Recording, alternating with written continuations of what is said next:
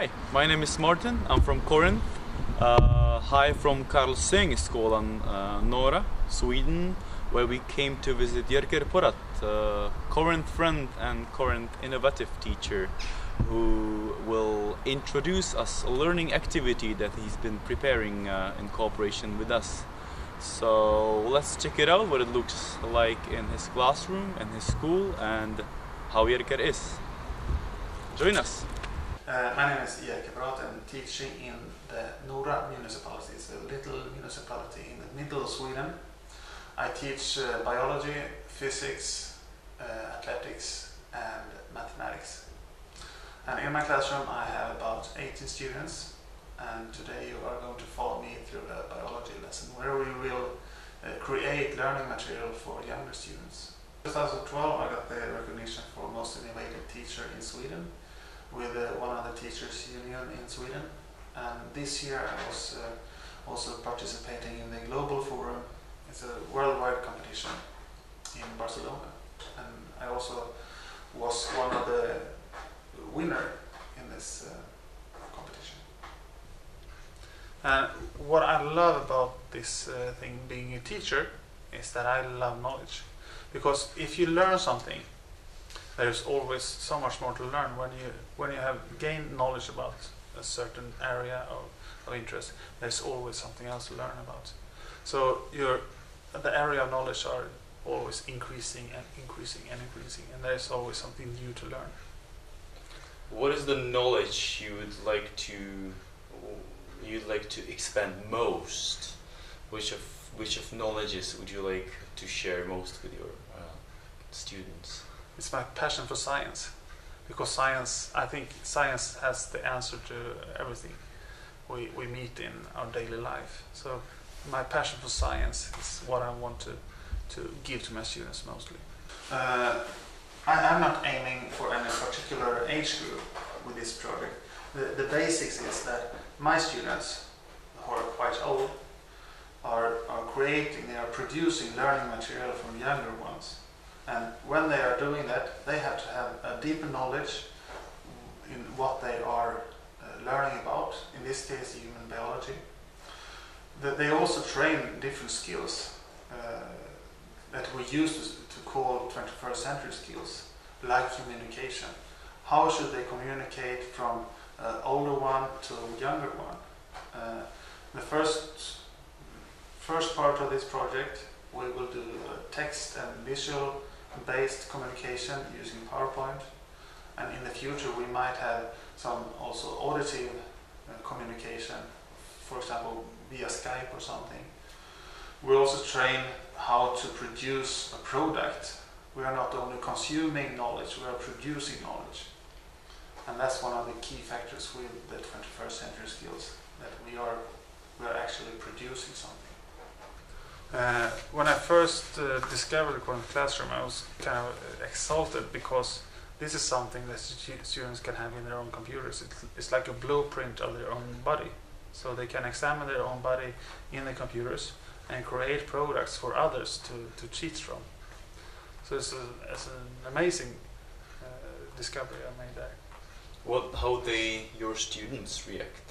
First, they was amazed of the details in the pictures, and that they could turn them around, and just by pointing at the screens they could flip them around and see from different angles and everything. So they were amazed. Did the enthusiasm keep on? Yeah, I think so. They want to produce more and more. So in this, what we will see today is that they will produce learning materials for younger students in another school. Perhaps if we go from this visual and kind of text-based communication to auditive, where we could communicate with others via Skype or some other link, for example, and that's one way we could develop this project. And what we are going to do is that we will do our own learning material. So basically, you are creating material that other students will learn from.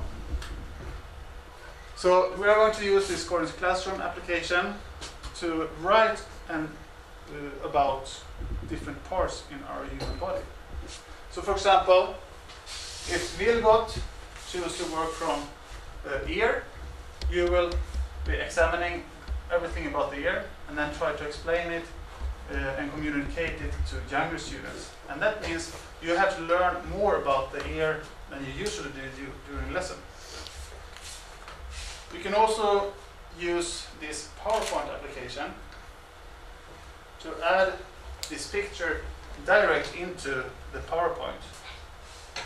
So we will download your Corinth Classroom application into this PowerPoint, and there you can import pictures from this Corinth Classroom.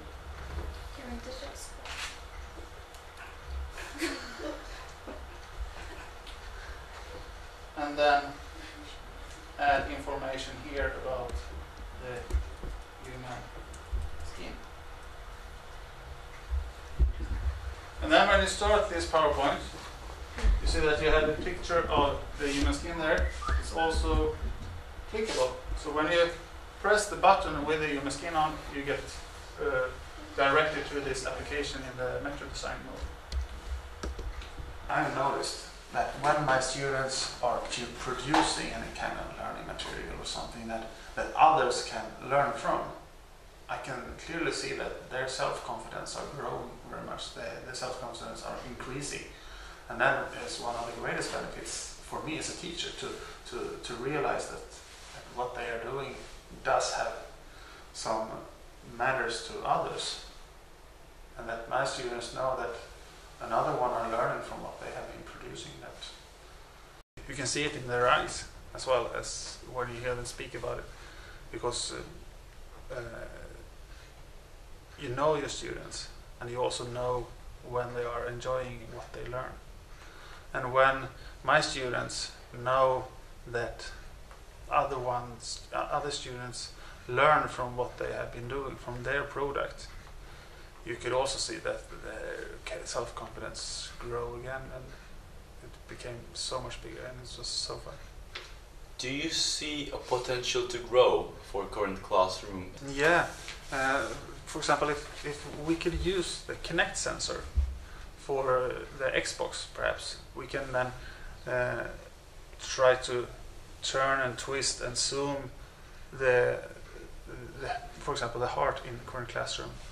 And when we collaborate with different senses in our bodies, things happen within the neurons in your brain. They get a lot more synapses connected to other synapses, and the network, the nerves network in the brain increase. So if we could use more senses, we learn better.